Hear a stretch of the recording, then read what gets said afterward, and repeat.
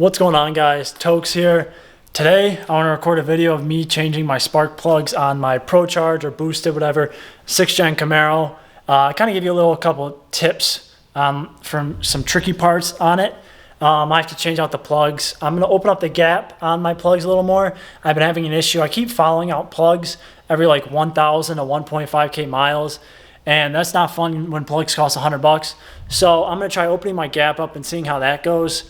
But when it comes to working on it, I'll set you up on the tripod and show you everything. But this is going to be the biggest pain, is this plug right here.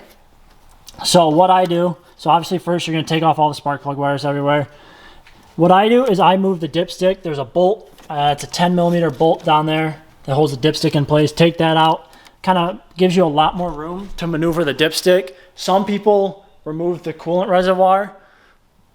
That's a lot more work, and you also run the risk of spilling shit everywhere. So I don't do that. I find that I could squeeze in there enough, but I also have small hands, not big meaty claws. So that side's probably the hardest, is the passenger side. The driver side's not bad. Obviously, since I'm Procharged, I have this. All that is just the one bolt right there. Take it off, pull it off, and then it gives me complete access. This side is not bad. There's a lot of room over here, but I struggle the most with this side right here, and then usually just getting the ratchet or whatever, socket on this back one, and sometimes this second one in gives me a couple troubles. But other than that, it's pretty self-explanatory job. So a couple tools you're gonna need is a 5/8 socket or a 16mm socket. I prefer the 5/8. I feel it has a better grip on it than the 16mm. It feels a little loose. And then I run an extension on some of them, makes it easier. And obviously a 3/8 drive. I had to go buy a new one. My one from, well, my dad's had it for like 40 years, finally gave out and broke, and had to go pick up a new one. And then obviously your spark plugs. These are what I run, LTR7IX11. Currently they're gapped at 0.022 in the car. I think it's way too tight, so I'm gonna open it up to 0.032 and see how that does. I'll show you the process of gapping them. I don't technically do it the proper way, but it gets the job done. So I'll get in to start taking off. Oh, also, you'll need dielectric grease. You don't technically need it, but use it just for putting on the spark plug wires again. And then we'll get into the video. I'll set you guys up on the tripod and record myself taking off all the plugs and everything.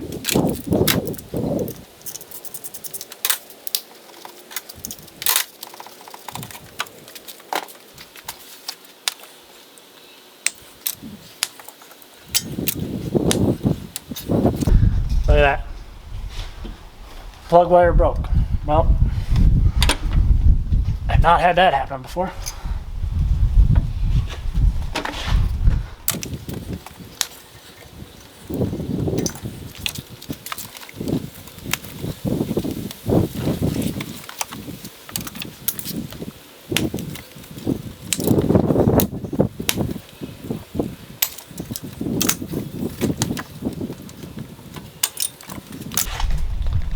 So that's all the plug wires off. Clearly I broke one. Don't know, whatever. Not sure how that happened, but whatever. I'm gonna go take these plugs out, and then we'll go downstairs and make the gap, whatever we need on the new ones.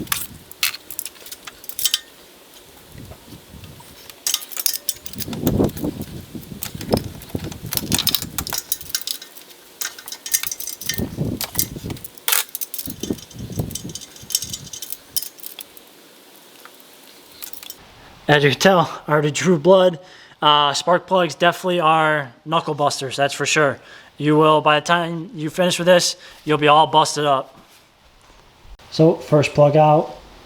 Doesn't look crazy bad, but there is some marking up there. And then obviously I'm gonna have a little oil on my plugs compared to everyone else, because my piston rings on my Bill motor are gapped a little looser for safety. So that's why you're gonna see a little bit of oil on the plugs. So I'm gonna take the dipstick bolt out right now. Be very careful when you do this. You don't want to lose the bolt. Hopefully I don't.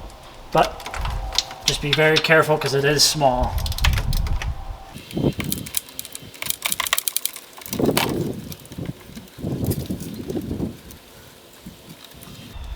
So mine's gonna look a little bit different. I had to replace mine. I ended up losing mine one time doing my headers, I believe. So now that you have that, the dipstick can freely move.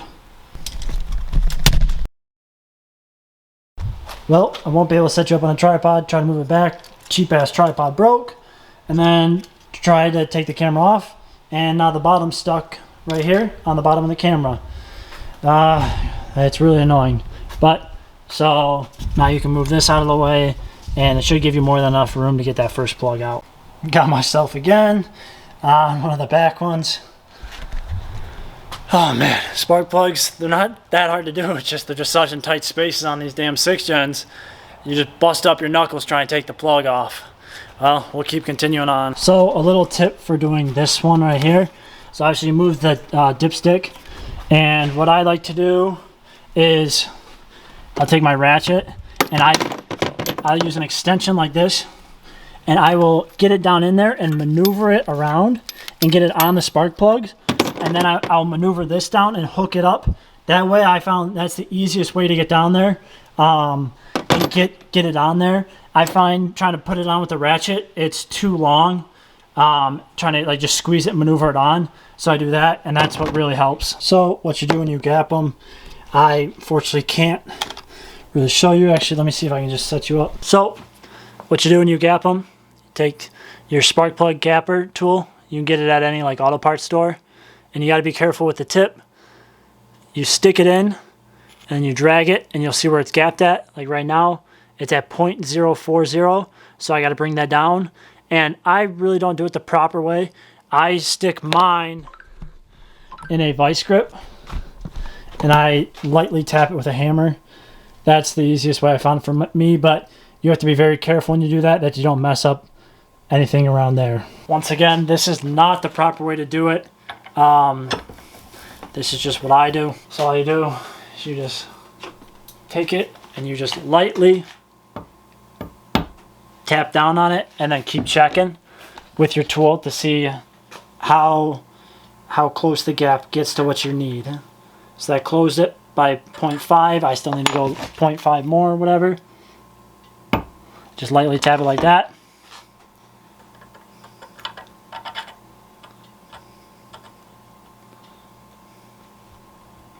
And then if you need to open the gap, you just take this part right here and you just gently pry it up.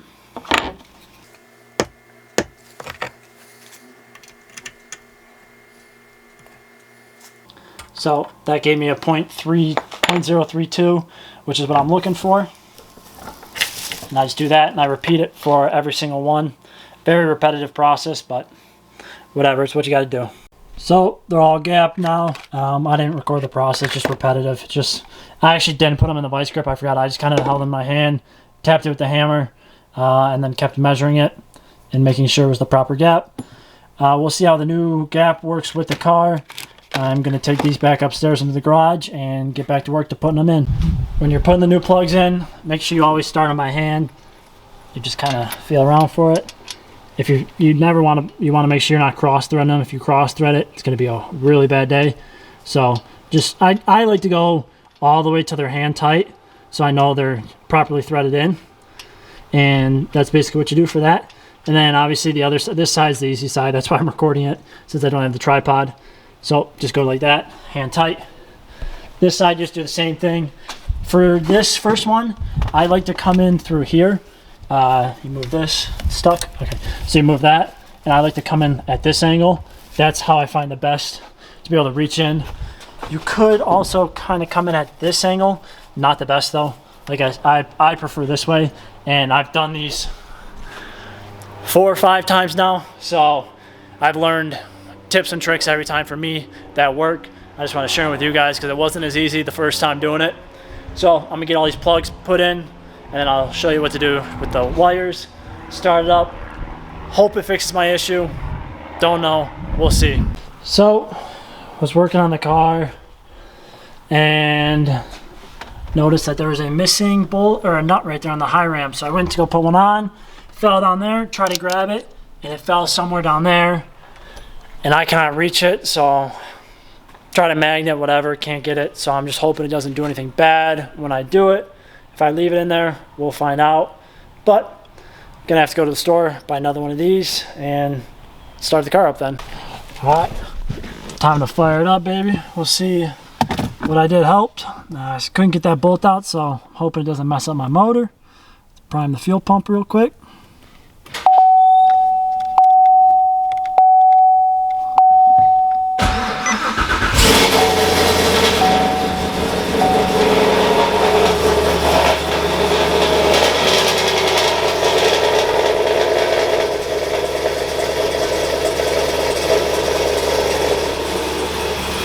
So as you can see from that last clip, unfortunately the camera died on me when I was about to take the car out. I went and charged the battery, but I didn't have enough time to come back out and record by the time the battery was charged. So I drove the car. Everything seemed to be pretty good. I talked to my tuner, Dr. Phil, about the issues. Well, actually I went to my friend who talked to him, and we're actually gonna end up changing them out to brisk plugs instead of the NGK ones. I'm not going to do it this year. The car's probably going to be getting put away in the next couple of days, and I don't want to spend another $100 on plugs when I just spent $100 on a new set right now. So everything seems to be good, but we'll try out the brisk plugs next year and see how that goes. And once again, thank you guys for watching. More content coming, hopefully some sound clips of my car, and also be talking about is it safe to boost a stock motor LT1, as I was once a stock motor LT1. So I hope you guys enjoyed today's video. If you have any comments or anything, leave them down below. Also, you can DM me on Instagram. If you got any questions, it's just Tokes, same thing as my YouTube name. So hope you guys enjoyed today's video. I'll see you next time.